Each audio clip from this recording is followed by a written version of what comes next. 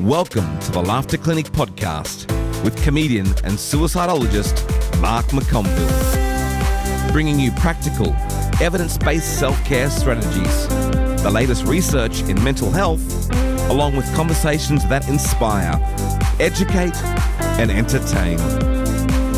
This is the Laughter Clinic podcast with your host, Mark McConville.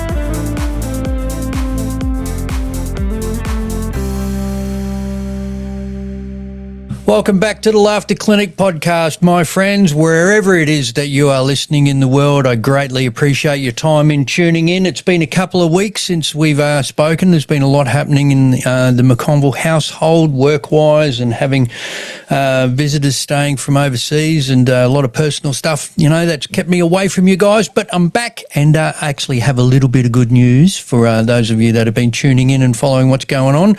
That a couple of days ago, I got the letter saying that I've been selected for an interview for my Churchill Fellowship application. So I haven't got the Churchill Fellowship yet, but I'm through to the next stage, which is quite exciting. So the interview will take place halfway through July.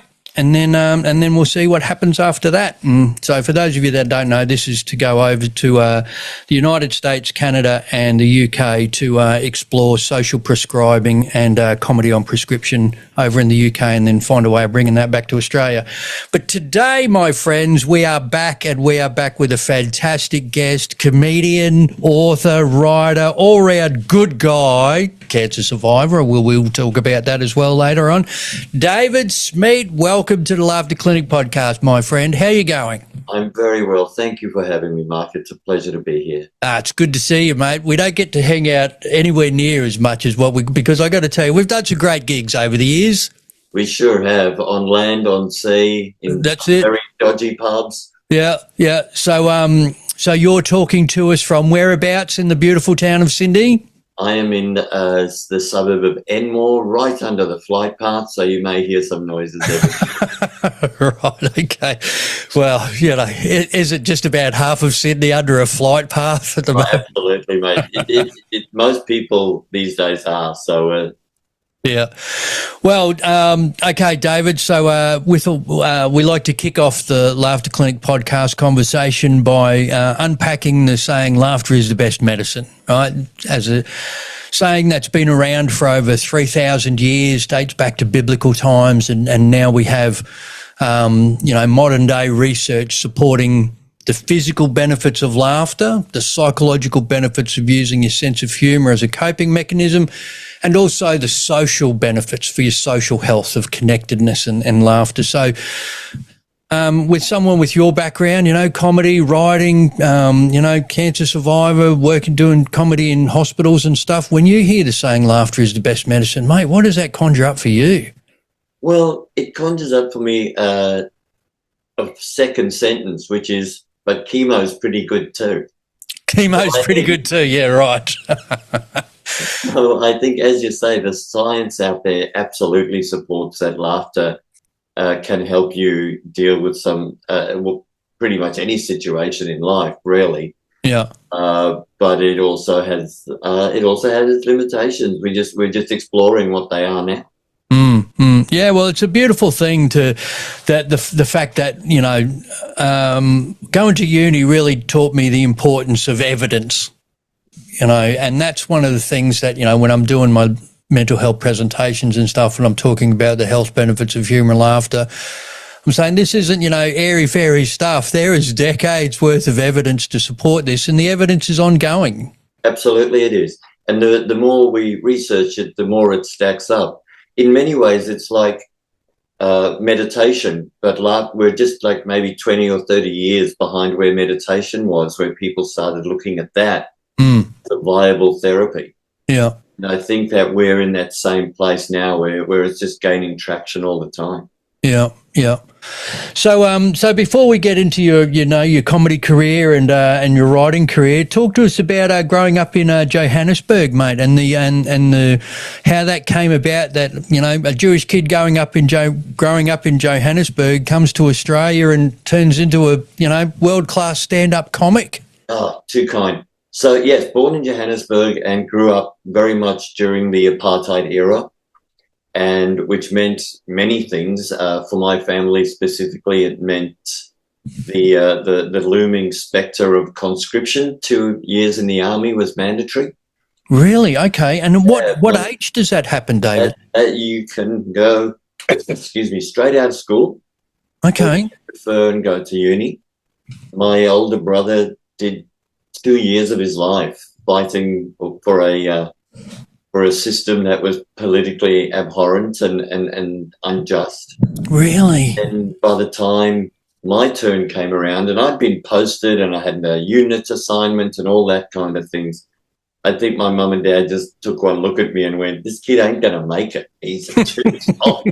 Too soft? Is that what they said? Yeah. Thanks for your support. One of the reasons we migrated to Australia. Just one of the reasons. Yeah, there were many. I mean, of course. Yeah. I've got to tell you, you hear about conscription and that sort of stuff, and then you look at, the current state of the mental health of the youth, around the world, and you think, what, maybe 12 months of it would be a good thing. Some people respond to it pretty well. Some people who like having external discipline codes and hierarchy, they're people who thrive in it, absolutely. Yeah. Same, you flip that coin, and there are many people for whom it's not a great fit. And as I'm sure you've covered over the years of doing this, that there are severe mental health issues. Oh, 100%. Yeah, absolutely. Military and police and all that kind of stuff. So it's different. It fits some people better than others. And so, how old were you when you actually landed in Australia? I was 19. Straight to Sydney. Straight to Sydney. And my first introduction to Australia was the very posh suburb of Bellevue Hill, right? Oh, really? That was your first? Yeah. The haves and the have-yachts. Yeah, the haves and the have-yachts. Yeah, exactly. I always joke about, I wanted to join a graffiti gang, but we couldn't decide on a font. Yeah. What a culture shock coming to Australia as an 18, 19-year-old, finding yourself as a young man, in this new big country and all this sort of stuff. Is this, were you writing at this stage? Was this, something that... I always liked comedy, and I grew up listening to comedy records and things like that. So my mind was always kind of leaning into that. And I went to uni to study journalism, so it's always something I loved doing. So you studied journalism in Sydney? Correct. Yeah. Yeah. Okay. Cool. How was that? That was what's a journalism degree? 3 or 4 years? 4 years. Years, and it was amazing. It just expanded my mind exponentially. Yeah.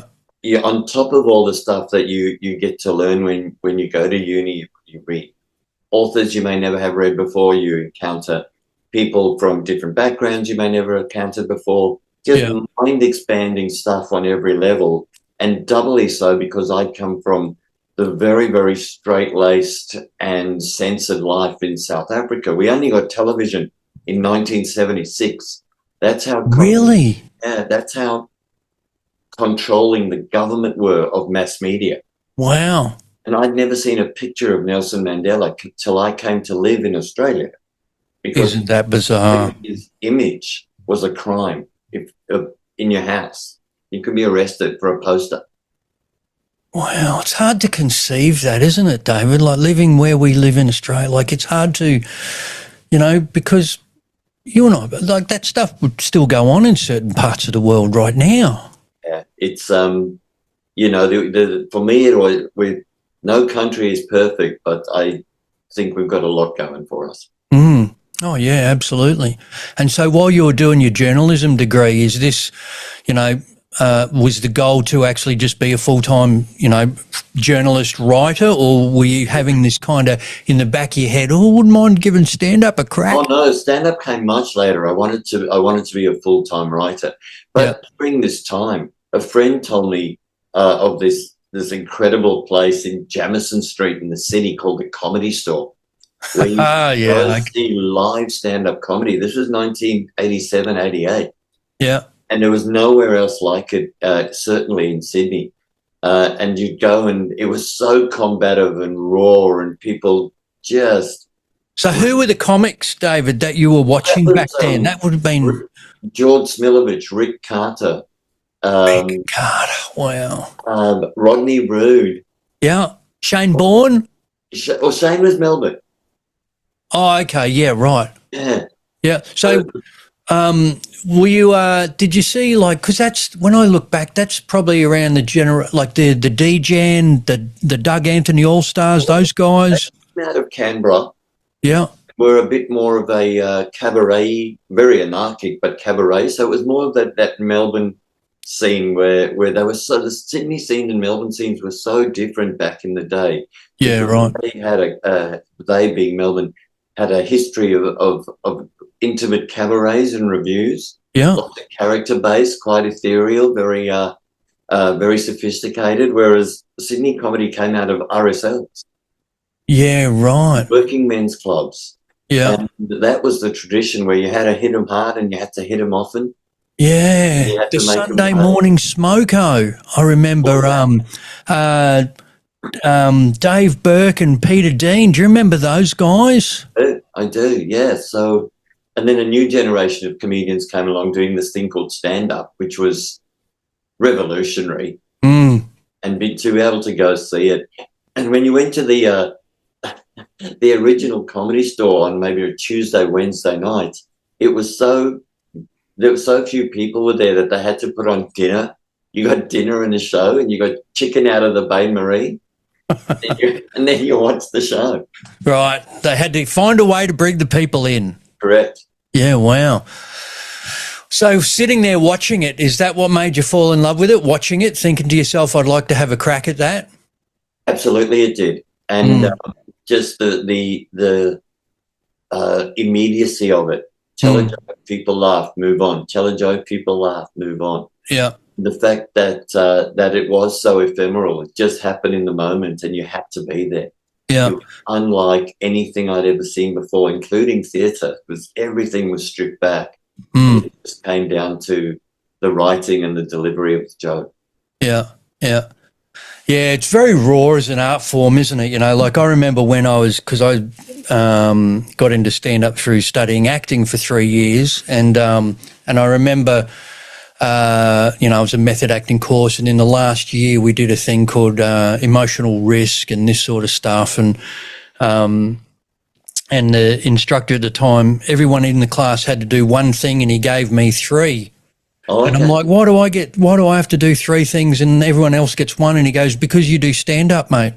He said, because you're doing stand-up. He said, because you take a bigger risk every time you walk out onto that stage than these guys will ever know. And because the difference is, as an actor in a play, in a movie, whatever, you've got a script that somebody else has written a lot of the time, and you've got stage direction and a director and props and other people, whereas... and if someone doesn't like it, you don't see them walking out of the theatre, but with stand-up, it's so immediate. And the rewards are as big as the risks. Oh, yeah. Keeps you coming back. Oh, yeah, 100%. Well, that's the thing is when you first start out, if you have a few of those gigs where you just light them up, you want to light the audience up and then you spend the rest of your life chasing that. Mate, absolutely. It's how many gigs have I done and you've done when we was just starting out, and you drive maybe 45 minutes each way for a 5-minute spot that you weren't getting paid for. And it wouldn't go well, and you'd be driving home going, "What the fuck am I doing?" That's right. Yeah. What am I fucking doing? Why am I doing this? And then the very next night you'll drive back to the same venue. You'll do that same 45-minute drive. Yeah. It's weird, isn't it? Like you look at when we started, and then like now, man, I see these young comics coming through, David, and doing festival shows year after year and pumping out all of these, the online content and all that sort of stuff. The promotion is really different now, isn't it? And I so admire the hustle. Oh, the hustle's real now, isn't it? The work ethic is incredible. Yeah, yeah.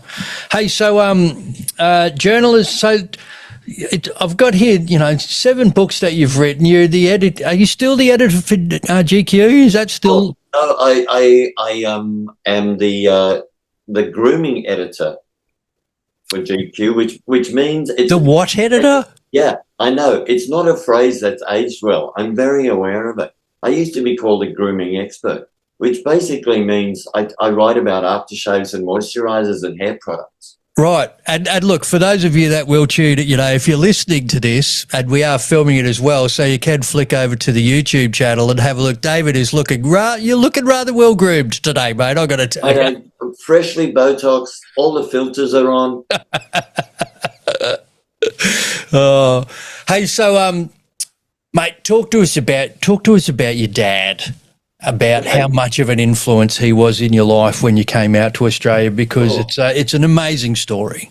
Oh, yeah, his name was Ronnie, and he decided to move his whole family over to Australia when he was in his early 50s. He had a very settled life in South Africa. He had a very profitable family business, but he could see that the country was moving in a direction where he just didn't feel his family was safe or had the future he wanted to give them. So he packed up everything and took a massive risk and moved us here. Isn't that amazing? Like, you look back and you think to do that is just and people do it, but it's just, for the everyday person thinking that I'm going to take my family to the other side of the planet so that way they're safe. I don't like going to the other side of the bridge for an afternoon. Well, that's a Sydney side of thing. I don't know what it is with you guys. The north side versus the south side. It's just it's real, isn't it? Yeah, it's real. He settled us here, and then just only within about 18 months, he was diagnosed with an aggressive form of lung cancer and passed away shortly after that. Quite young. Me too. Mm. So that's quite young to go. And but he did instill in me a love of a number of things. The idea of being a gentleman, that was very, very high on his priority list. Things like your word is your bond with a handshake. Mm. And also he instilled in me a love of jokes. Now, was a great joke. There were always Jewish jokes. That was our culture. Yeah. Everyone in our family, if you wanted to get heard at the dinner table, you had to be funny. And right. From him. So he loved the old school Jewish, 2 Jews walk into a bar. He loved all of that. Yeah. And then my sister is very good with the kind of wry cutting comments, and my brother's fantastic at pulling funny faces and doing voices, and we all had our little shtick at the table to contribute. And it was a way of being heard. Yeah, wow. So well, that's it. Tough crowd. Your family's a tough crowd, man. But yeah, if you can do 4 Jews after a long week at the dinner table, you can do any room in Australia, mate. Yeah, that's right. Well, where were you gigging last night for builders? Right? Yeah, I did for a group of the Professional Builders Association, and it was one of those gigs where it went well and they were lovely, but the State of Origin was on, so there were a lot of people checking their phones discreetly to see who was doing what. Yeah. So for those of you that are listening in another country, that's rugby league, Queensland versus New South Wales. That's of course the best kind of football there is. Well, okay. Well, we'll agree to disagree on that one, David, because I'm an AFL man. Oh, you are true. Yeah. So, man, I tell you, I've lost my stepfather and my biological father, and it changes you when you lose a parent, and it must have been, because you've lost your father at a time in your life that was, so. You're on sensory overload, coming to a new country, university, finding yourself, your own place in the world, and now this has happened. I find it fascinating that later on in your stand-up journey, you've ended up doing a show all about him, which I think is great. I did a show called Smiedt, Pray, Love, and it was set around a Sabbath dinner table in a Jewish house. And it was this opportunity to do my own gear, of course, but between each of the acts, I told one of his favorite jokes, and it was such a pleasure to be able to do, only not because of the emotionally rewarding for me, but I just want good old fashioned jokes to still be in the air, and I miss the demise of the joke. Yeah. Those stories you could tell your mates in pubs, and of course it goes without saying that we've become more compassionate in the way we do humour and punching down and stereotypes and all that kind of stuff. But having said that, yeah, there's still some great old fashioned jokes kicking around. Yeah. And I would hate to see them disappear from the mainstream or the consciousness. Yeah. Yeah, it's become very conversational stand-up in recent years, hasn't it? It has, and which is fine, and there are people who do it beautifully. But I always go into a show going, where are the gags? God bless you if you want to do a TEDx talk. Yeah. That's not why I'm here. I'm here to forget about my mortgage for half an hour. That's it. 100%. I love that attitude. Yep. Excellent. Yeah. And that's the thing is, it's interesting that, when you look at choice of material, like what you were just saying there, I've had, last year, in actual fact, I got half a dozen emails spread throughout the year from clients that I was going to do gigs for with a big list of things they didn't want me to talk about, right? And, a lot of it's, politics, religion, that sort of stuff. The old thing that, what subjects shouldn't you bring up at a dinner party or something like that, right? And so I've always, my comedy career, I've always worked I've purposely avoided talking about what's in the news and politics and all that sort of stuff. And exactly like yourself, I want people to come to the show and forget about their mortgage, forget about their bills, forget about whatever it is that they're going through in their life, and just, have a laugh and just look at the world in a different way. And yet at the same time, I think it is very important that there are comics out there that do challenge the political status quo. Like the one that comes to mind most prolifically in Australia is Will Anderson. I think that he is one of the most underrated comics in our country, not just now but ever. Yeah. I've never met a comedian who can do such great comedy so consistently for so long. And if ever your viewers or listeners see that he is on in your town, go see it, because he is a window on it's not a window, a mirror on Australian society like no other. Yeah. And I think I agree with you. It's absolutely important that there are people out there doing that, because, the comedy is about dancing along that line of the tabooness of certain things. We need people talking about what's happening politically and socially in Australia, especially as the mass media has become way more polarized. I think, there's your left-leaning media and your right-leaning media, and not a great deal in the middle. So, we have to start listening to those people and talking about our sources of information and whether we can trust them or not, especially in the age of social media. And Will is very, very good at doing that. Yeah, 100%. Well, it's interesting that you say that. I've, in recent times been doing some, I've attended a few conferences, suicide prevention conference, moral injury conference, and a lot of the talk has been around AI in mental health and suicide prevention coming up, and, we've got youth all around the world that are using AI generative chatbots as counsellors and this sort of stuff. Or people ought to have a relationship. Yeah. Not a physical, obviously, but they actually feel this is my romantic partner. Oh, look. They understand me better than anyone ever has. It's crazy. It's absolutely crazy. But what does that say about loneliness and lack of connection in community? That is my fear. That's what's being withered away in the rush to AI and socials.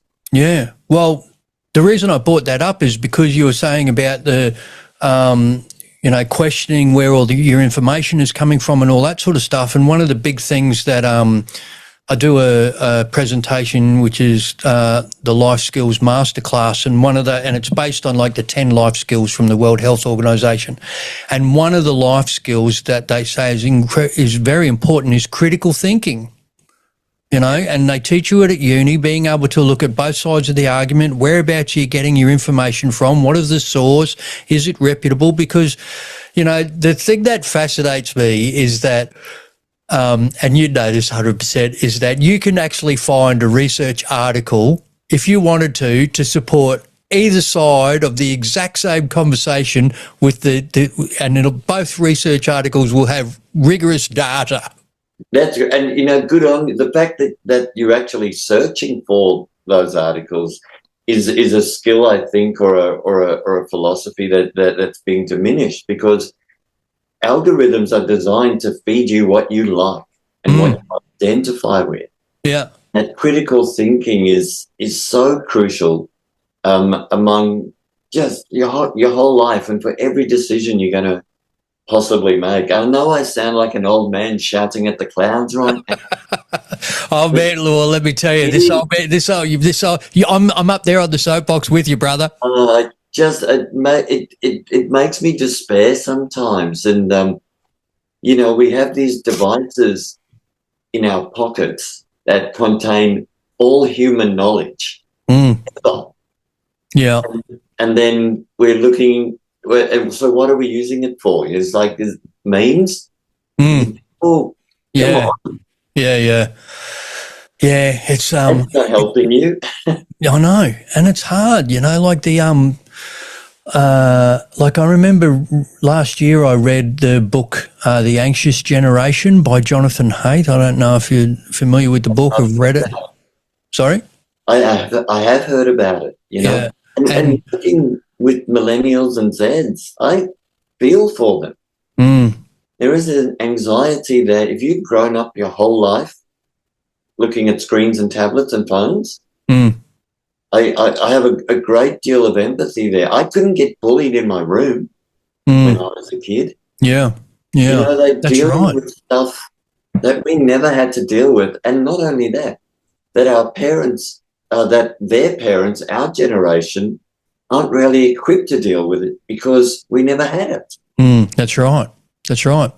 Yeah, bullying, when we were at school, like I got bullied at school, it didn't, like you said, it didn't happen when I got home. Yeah, exactly. And the unfortunate thing is that, I do a lot of work in the mental health and suicide prevention sector, and the mental health of our youth in particular is, in Australia at the moment, we have, I think it's between 15 and 24.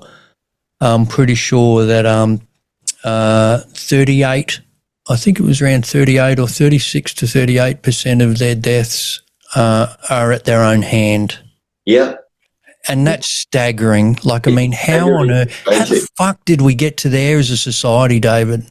Absolutely. And look, I'm not qualified to even come close to answering that, but I kind of think it fills me with sadness. It really does. When you meet, and like working in comedy, like I'm often the oldest bloke in the room, and you'd be used to that now, Yeah. Young, incredibly talented, compassionate young people just going through mental health shit that I just feel for them so much, because there's no template for it. They are ground zero for these things. Yeah, that's right. And a lot of the thing I find interesting and hard at the same time, like frustrating, is this is a problem that our generation has created, because we've got kids that we've got this schooling system now here in Australia where, they've taken out every kid gets a medal now, and there's no winners and losers, and you can't use red pen because that's a negative connotation and all of this kind of stuff. And so, I've got some friends who are teachers, right? And everyone agrees on a couple of things. One is, when you and I were at school, the teachers had the power and the kids did what they were told. Whereas now the kids have the power and the teachers have to do what they're told, right? And kids know that. They know that, right? And the other thing is that a lot of the teachers that I know talk about the fact that we're not teaching them about the importance of failure, right? That it's okay to fail. It's okay to get things wrong. It's about, analysing what happened, picking yourself up. And so we're not, they're leaving school we haven't given them the coping skills to build resilience, and then they're getting out into the real world. Simon Sinek talks about it brilliantly in his interview on the millennial problem, about they're getting into the real world and realising, fuck, I don't get a participation medal for showing up at work, and, my boss sucks, my relationship's bad, I've got, money, and they don't have the skills to cope. The only parallel I can give you for that is back through stand-up. I've never learned a great deal from a gig where I've crushed. I'm doing it. Yeah. Where I've rarely learned is where I failed on stage. And you make yourself go, I don't want to be in that situation again. How can I be better? What did I do? And it's interesting that sometimes that feedback will come from an outside source. That was when I started. I found it really important that, and I tell young comics this, you got to record everything. It was different when we started because I was recording things on a little mini disc recorder at the back of the room, right, or on the side of stage. Now there's phones set up left, right and centre. They're doing video and all that sort of stuff. But when you walk off stage, as you know, the minute you walk off stage, or if it's gone great, you're going, oh, that was awesome. But you don't know why it was great. Or the same thing if you had a bad show, whereas if you've got a recording of it, and I would say, and I'd say, just listen to it. Don't watch it, right? Don't be distracted by the visuals. Just listen to the words that came out of your mouth and the audience's reaction to those words. And that's how I found a good way to analyse it. Well, you can replicate success. You can also replicate failure. It's just how you choose to approach both of them. Yeah, that's right. Yeah. So so getting back to your standalone shows, tell me about the show We Smiedt Again.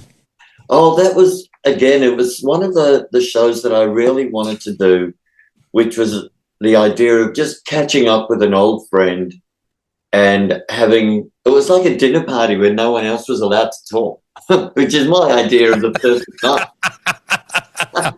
That's how many of those dinner parties have you been to over the years? And it was I just wanted to get together with a group of friends / audience, yeah, and tell some yarns and just be in a happy space for 50 minutes. And the older I get and the more I do stand up, the less I believe I can change the world or even want to. I just want to make a small difference in my immediate surroundings and the people I come into contact with. There was a great there's a great line from Barry Humphries, who I think is one of the finest comedians we've ever produced, and he said, if you go into comedy thinking you can change the world, you're going to be very disappointed.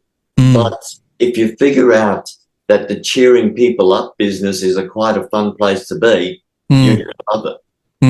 And that show was just being in the cheering people up business. Yeah. Yeah. I would, my view on that is I would hone that into, instead of changing the world, change someone's world, because like my origin story for going into mental health and suicide prevention was the couple on the cruise ship, coming up to me after a gig back in 2012 and the lady's in tears hugging me going, I haven't seen my husband laugh out loud for 3 years. Yeah. And he was a veteran, and here's this guy standing in front of me going, mate, you've done more for me in one night than 3 years of counselling because you just made me laugh for an hour, That's fantastic. And I love that it set you on the path that you're on now. That's what I'm saying is for that guy, and that's the crazy thing is I could not stop thinking about that couple, David, because when I got off the ship, I was just like, it was 5 hours I chatted to this couple for after the gig, right, to find out how is that even possible that this guy didn't laugh for 5 years, for 3 years. And it was really like you're talking about changing the world and change as opposed to changing one person's world. In her eyes, this lady's eyes, I'd given her husband back, and fuck, all I'd done was a gig. It's wonderful though. You're in. It's as you say. What did you say? The power of laughter and the best medicine. Yeah, and that's the thing is, so if you hone it in, instead of trying, maybe you're not going to change the world, but you never know. Being at a gig and going and doing you don't know. Last night, you've got all these builders out there. We know that the mental health is rife and all of that in the building and construction industry. And as comics, when we walk out onto stage, we don't know what everyone in the audience is going through. And there could very well be guys sitting in your audience last night that wake up this morning feeling better because I had a good laugh last night. Good. You know what? And if that's a flow-on effect, it's a real privilege to be able to supply that. Yeah, it is, man. I am very grateful. Like of all the things, we've got a lot to be grateful for in our life, but I am constantly grateful for the gift of that. Oh, and it is a gift, very much so. It's and the more I do it and the older I get, the more I value it. On a very macro level of just, I made 3 people laugh today. Tick, tick, tick. Yeah. And in fact, I'll hark back to our friend Will, who we had a conversation backstage, and he was talking about, and his Willosophy podcast is very, very good because he tackles some very big issues in a very compassionate and entertaining way. But he was saying that he was working on something, saying, just do one thing well today. Just one thing well. That could be enjoying a great meal. Yeah. But that really stuck with me. And it's a philosophy I've embraced as well. Yeah. Do one thing well. That's it could be just enjoy a walk in the park, but be present throughout it. This is coming from a guy that does a lot of things well, by the way. Oh, absolutely. He does. I need to have a chat. I need to get him on here. I need to get Will on. Oh, he'd be superb. Yeah, I know he would be. I'll track him down. It's just, some of these guys are so hard to get a hold of. You know what I mean? Hey, so with the stand-up, it's funny you're saying about, that whole, or even just in your day-to-day life, I made 3 people laugh today, or, that. One of the things I talk about in the laughter clinic presentations is the difference between generating humour and appreciating humour. And in actual fact, there's a lot of research to support the fact that psychologically making someone laugh is more beneficial than actually laughing yourself. I believe that 100%. There is absolutely a two-way reward streak going on there. Oh, yeah, and it's bigger than, because the research that I read about it talks about, you've got not only the importance of the social connection that you're creating, but the feel-good hormones of bringing joy to somebody else and what that does for your personal self-esteem and your quality of life and your life satisfaction. Yeah. Which are all measurable things that they talk about. All of those things are, for me, immensely improved by making people laugh. Mm. And I'll come back to I think everyone should have at least 4 jokes they can tell at various parties, because I promise you, tell someone a joke and you'll see them enjoy it. You'll make you feel great. Yeah, that's right. Yeah. I give people a joke at the end of the mental health presentation. I say, look, here's a joke. It's not mine. I didn't write this, but I heard it in New Zealand recently, and I tell them a joke. It's easy to remember, and then go forth and be funny, my friends. Absolutely. Hey, so after you did the We Smiedt Again show, kind of your life took a bit of a turn around 2017 with a cancer diagnosis. I had a cancer diagnosis of throat cancer. Yeah.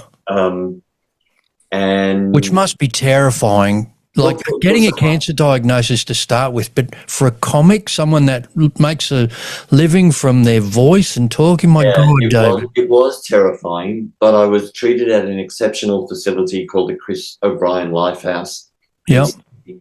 And which I'm very familiar with. I'm very familiar with that. So they treat people holistically, other than your symptoms. They treat you as a person. Mm. And I was fortunate in that when my cancer was identified, it was a T2, which sounds like a shitty part of the airport that the Uber driver doesn't know how to get it. But they very quickly went, this is treatable. Yeah. It was about a 95% success rate. Wow.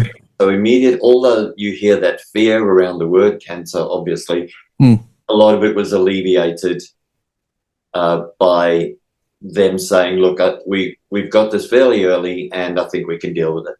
Mm. Yeah. And what is that?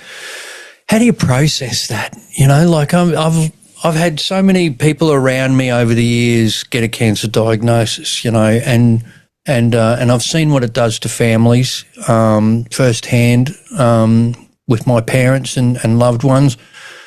But that day that you get told that information, how did you process it? I processed it by going, I'm booked to go on a cruise boat tomorrow and tell jokes. So I'm not think about it for a week. Oh, Jesus. Seriously. Were you really? You're doing a cruise gig the next. Oh God, David. And it was brilliant. I'll tell you why. Because when I was on stage, I didn't think about it at all. That was the freedom of and you know how many shows you do. So yeah, that was great. And then I got back and I was like, right, let's get into the tests here. But fairly early on, I knew that it certainly wasn't terminal. So that was good to know going in. But you never really are prepared for. I had chemo treatment, surgery, and radiotherapy. I had the full degustation. Yeah, right. And so just your life goes on hold for however many months. For me, it was about 6 to 8 months. Yeah. Yeah. But I'd also lost my dad to cancer and my stepdad to cancer. So I had some idea of what it was like. And that's the fear, isn't it? Like I'm the same. I lost my stepfather to brain tumours, and my biological father, who in Sydney, I lost him during COVID, and we were in the Chris O'Brien, the light. Yeah, so because he had leukemia. So yeah, it's an amazing facility what they do down there, and it's one of those things that I got to tell you, David, on a personal level, people that know me know this, but I get angry now when I hear about people having to go through cancer and treatment and all that sort of stuff. And I go, fucking, with all of this technology that we have in this world and all the medical advances that we have in the world, how is it that in 2026 we are still dealing with and losing people to this insidious disease. It just does my head in. Well, agreed. I think the only solace you can take is that the science is getting better and we are saving more people. Yeah. But cancer's a roll of the dice. You know, I got tonsil, but if you get liver or one of those, pancreatic cancer. That's exactly the one. You know, the science is improving, but it's terrible luck that you've got cancer, but you can have good luck in getting in where it's at in your body, or terrible luck. You just that's the nature of it. You know, we're doing the best we can. Yeah, that's right. Well, you look at, either ends of the spectrum. You've got, our dear friend Dave Grant, who, got the pancreatic cancer, and we lost him very quickly in the process. And then you've got someone like, Craig Coombs in Melbourne, who's still kicking on. He's 2012. He got given 18 months to live, and he's still charging. Still getting his bum out on Facebook. Yeah, I know, right? Yeah, if your listeners don't know, just Google Naked Tuesday, and you'll find one of the most inspiring humans on the planet. Naked Tuesday, yeah. I will put up a link to that. I've got to tell you, David, when I was doing a bit of background before having our chat, I read an article that you wrote in GQ. I've got to tell you, you're very open in what you write in relation to your personal journey with your not only your physical health but your mental health. You've actually been quite open with your readers in the magazine in relation to the struggles that you've had going through all of that. So I do want to talk about that just in a minute, but before we get to that, could you tell our listeners, right, when your specialist broke the initial diagnosis, what did she say? Can you remember what she said? The opening. So, let me do a little setup in that you go have a bunch of scans. Yeah. Scans show the tumor, and then you have to go to a specialist to have the scans explained to you. Yeah. This woman, her opening line after good morning, she looked at the scan and said, "It's tiny, but I know exactly what to do with it." Now, as a bloke, you don't want to be hearing that at the best of times, especially from a woman you've just met at 10:30 on a Wednesday morning. Yeah. And so what was your response? It turns out that it was tiny, and she didn't know exactly what to do. If I had $1 for every woman who said if I had $1 for every woman that said that. Oh, man, I laughed when I read that. And that's the thing is, you're everybody that's been through a full-on health diagnosis, or even when my family has been going through it, anything that you can do to laugh and break that seal of sadness or despair. Exactly. Even if it's 5 seconds, in those 5 seconds, well, for me anyway, I wasn't a cancer patient. I was that's how my brain works. And that's very much a family thing. It goes back to, my mum is 90. She's the most amazing human being, and she has lost 3 husbands to cancer, right? Oh, my God. My dad, my stepdad, and a lovely gentleman called Julian, he was with her for the last, I think it was 18 or 19 years of her life, right? And she's taught me the most about resilience and acceptance out of anyone. But we also have those moments where laughter is important. So we were reminiscing about her losing 3 husbands to cancer, and eventually there was a lull in the conversation. I said to her, "Gee, Mum, you've got a type, haven't you?" You've got a type? Yeah, you've got a type, haven't you? Right. And we all just, Where is she now, David? She's in Sydney. Yeah, okay. Sydney, living her best life, still doing art classes and driving and going to the gym. And isn't that amazing? It's to have that role model in your life of positivity and acceptance and moving on and not denying yourself the fullest life possible because you've had tragedy is so valuable to me. Yeah, absolutely. So let's circle back to what I was saying about your openness in your writing in your articles and stuff. So was that something that you kind of set out, when you were having, your own personal health issues and mental health issues and that sort of stuff? Did you kind of go, you know what, I'm going to try and get this out and just? I think it's important for men my age to talk about this. On the one hand, but on the other hand, I just love fucking talking about myself. It's such a Canadian thing to say. And this was like, here are 10 new experiences.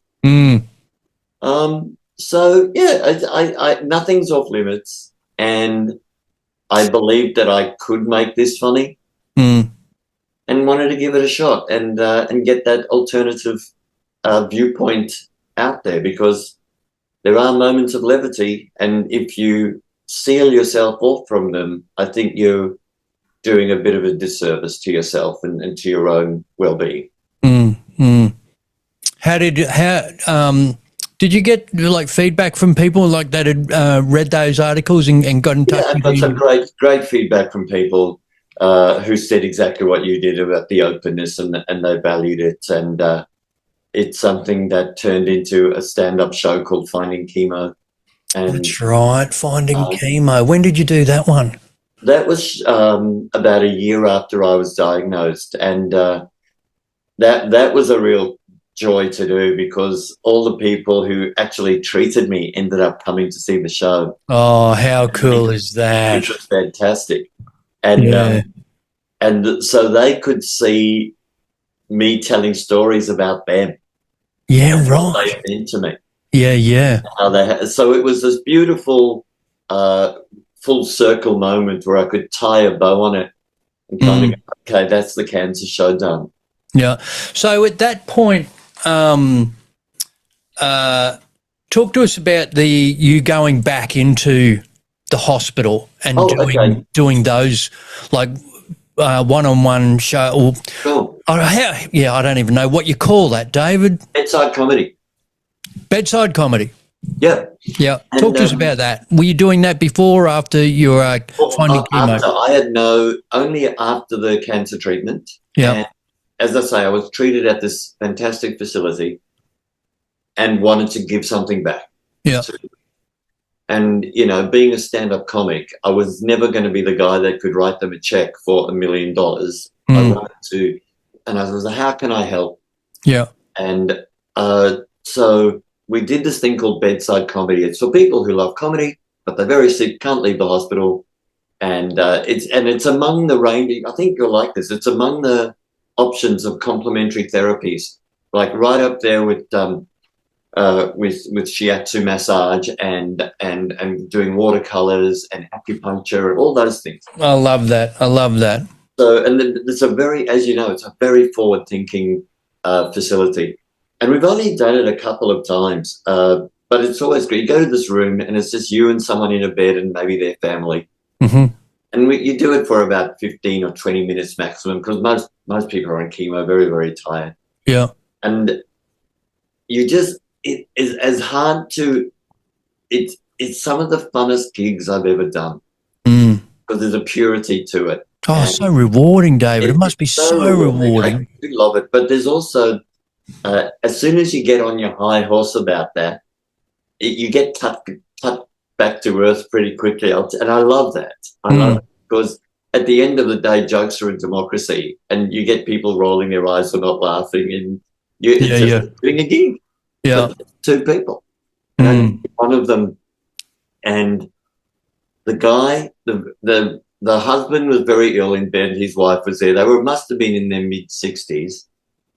And it was great. Like, I told jokes and they laughed and they giggled. And then at the end of the session, the old bloke, and he had something with his throat, so he couldn't talk very well.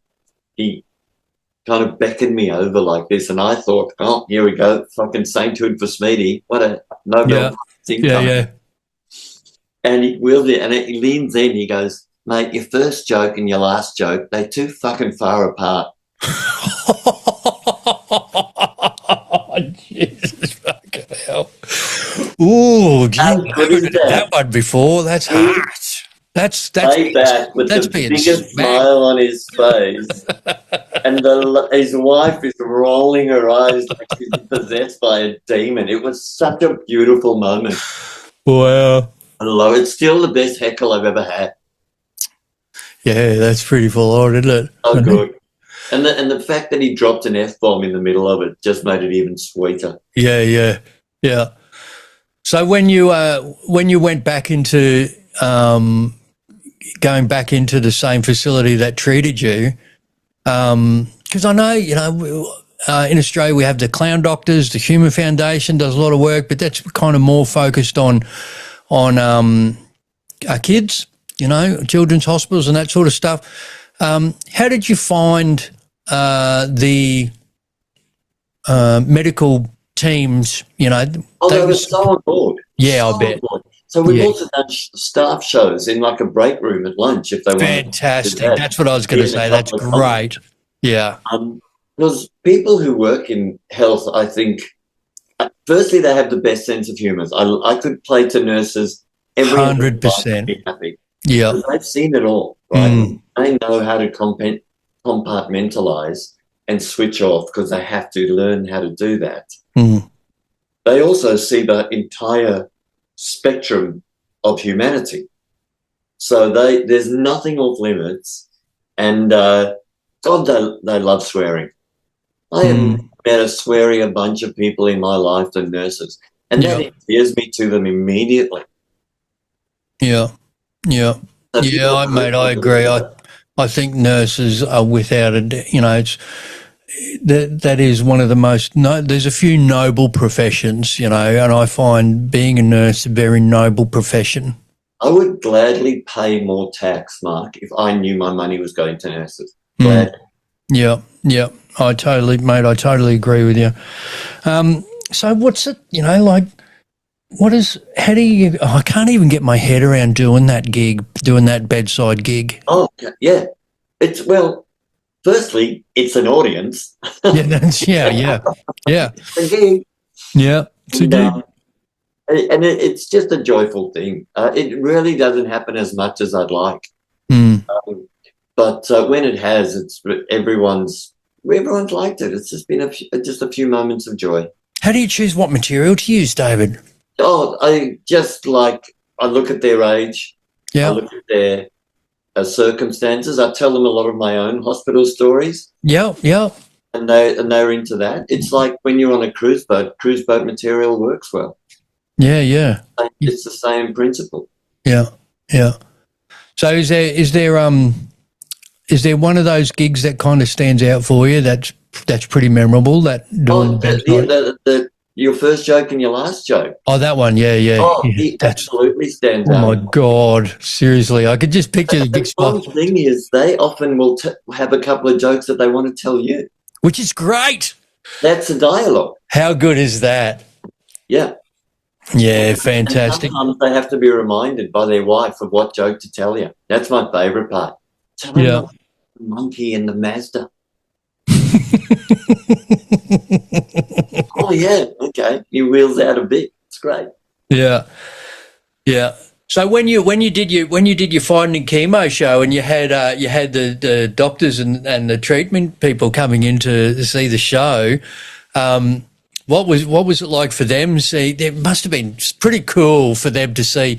We've treated this guy now. Look at him up on stage. Look at him go. Yeah, absolutely. The fact that I think they really enjoyed seeing their stories told. Yeah, right. That was the primary thing. But secondarily, being able to see the love I had for all of them and the gratitude I had towards them. Yeah. Something that I think they enjoyed too. Yeah. Yeah, well, you would imagine, you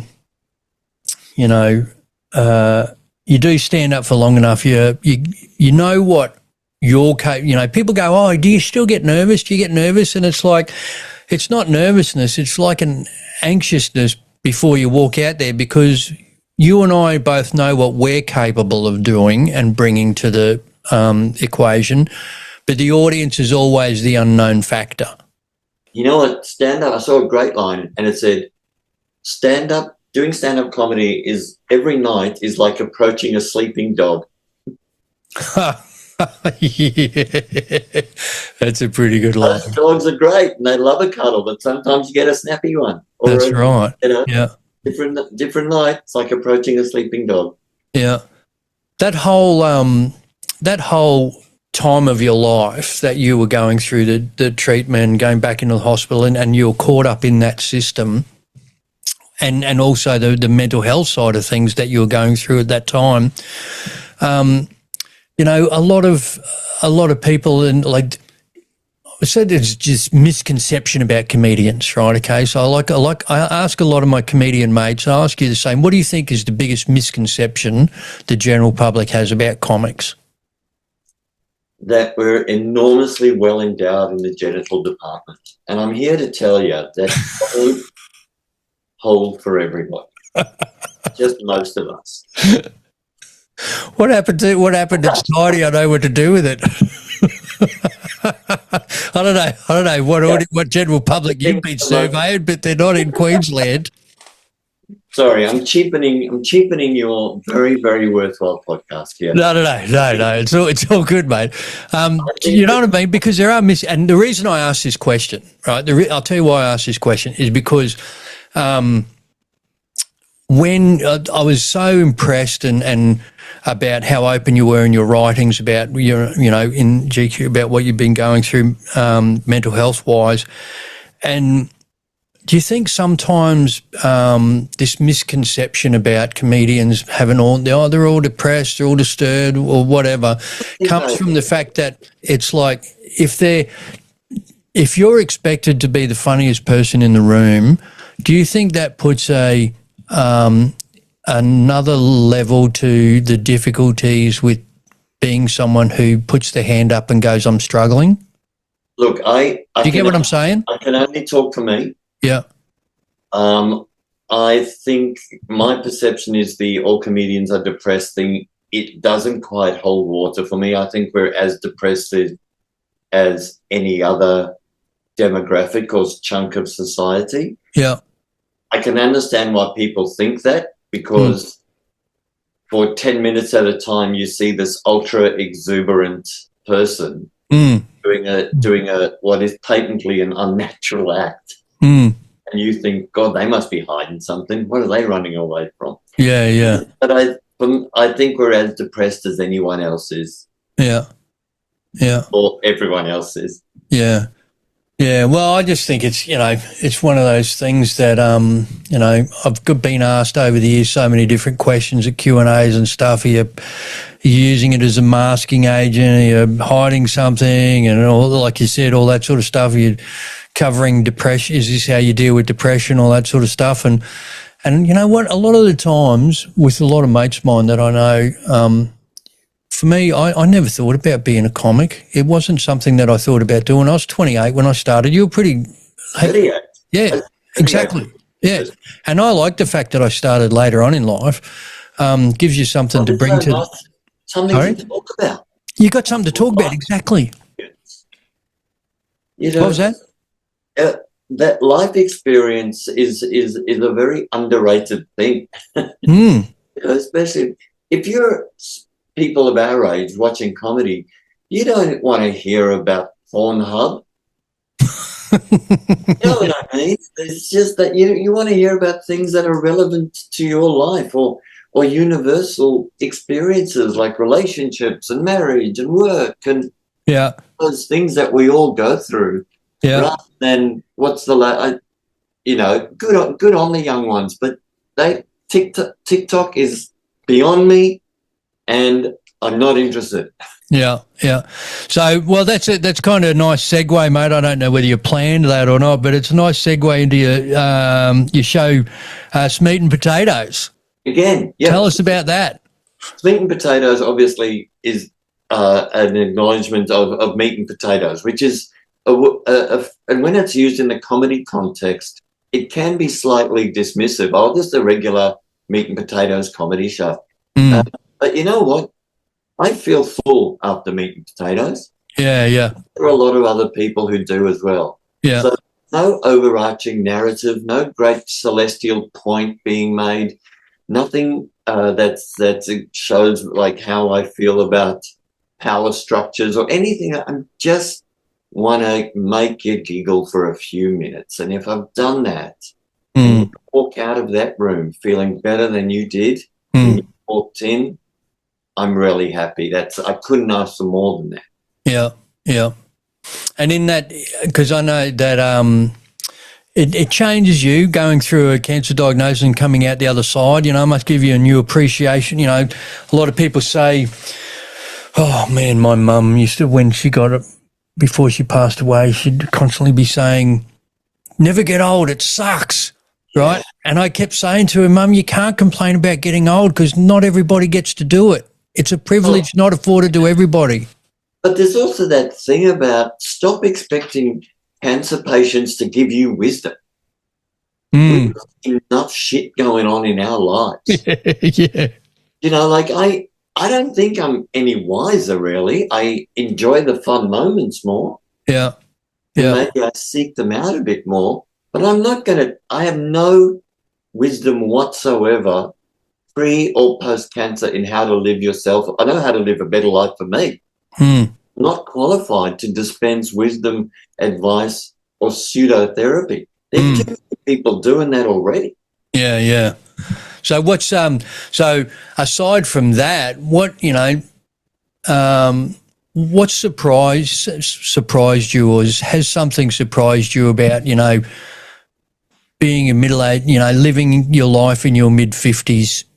Yeah, the body, and you have to accept that you can't do the things you used to, which is fine, because at the same time you've had this experience, a brush with mortality. So you're grateful for what you got. But you kind of go, oh, okay, this is happening. The other day, I twisted my knee watching football on telly because I winced in a tackle. I went, ooh, and I lifted my knee and I hurt it. That's how you know you're getting older, when you injure yourself watching footy. Yeah, right. But you just kind of have to go, okay, that's part of it. At least the body's still functioning. But don't you have this, I fall into the trap of, my body is 56, but my brain is 30. Oh, man, yeah. I'll see you're 30 and raise you at 23. I have a PlayStation in the next room. Good on you. Well, if you're going to do any injuries, you're going to do an injury twisting a thumb, So it's nice to be able to be in a position that, I'm so grateful to still be here, in my 50s and having still gratitude. It really does. Oh yeah, and being in a position to be paid to make people laugh. I mean, seriously, it is. Yeah, it's income true stuff, right? Oh, seriously, yeah. Do you reckon comedy, has taught you something about life? It's taught me, I don't know if it has. It's taught me that you should always start with your second best joke and end with your best joke. That's taught me about craft. I don't know if comedy's taught me about anything about life. If I'm honest, it's aside from, lean into the joyful moments.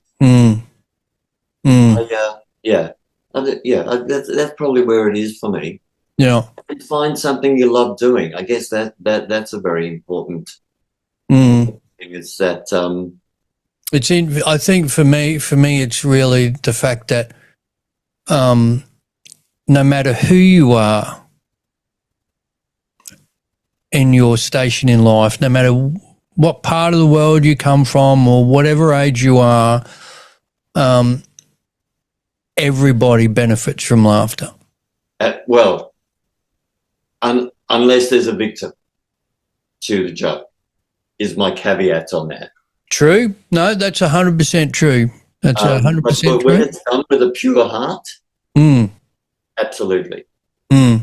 Yeah, it's interesting that you say that because, it's when I'm talking about the research into humour and laughter, the Humour Styles questionnaire is the most lauded one. It's, you can do a questionnaire and you get a score in 4 different styles of humour, 2 positive, 2 negative. So if positive is affiliative and self-enhancing, so making other people laugh is affiliative, what comics do, and self-enhancing is using humour as a way to cope with a negative life event.